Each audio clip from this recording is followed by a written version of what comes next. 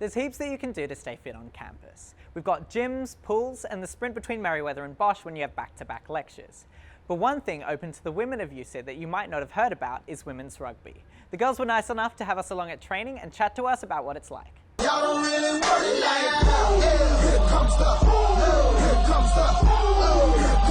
y'all don't really want it like that. The Sydney University Women's Rugby Club is riding a wave of success from 2015. They won the Sydney Women's Rugby Union Grand Final, the SUSF's Club of the Year, and their coach won Coach of the Year. Like a family, big extended family from all walks of life.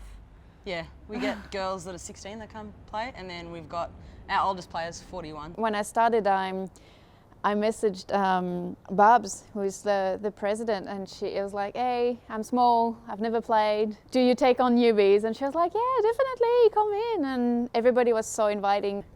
Well, my parents, my mother mostly, she laughed for like 3 weeks. When I told her I was gonna play rugby, she was like, no way, you can't play. My dad was a bit more mixed, like, my daughter's playing rugby. Shit, my baby girl's playing rugby. Rugby's like a gentleman's sport, and one of the first questions you usually get is, oh, you play rugby? And you're like, yeah, and they're like, tackle? And you're like, well, yeah, I'd say touch if I was playing touch. We've got lots of girls that are dual internationals. They've played 7s, 15s for Australia, and yet to go to World Cup, they have to take leave. They don't get paid to go to tournament. They'll get expenses paid for once they're there, but you look at professional athletes and men, they'll get paid to play rugby. There's a few players that are on the committee, and we oversee how the competition runs throughout the year. So we organise the allocation with Sydney Uni for home games and training times, and we seek our own coaches, we seek our own sponsorship, so we run it all. Everything. Whereas the men's have got full-time managers. staff. From our understanding, because it was well before our time, they split away from each other just because I think they weren't getting the support, or they weren't.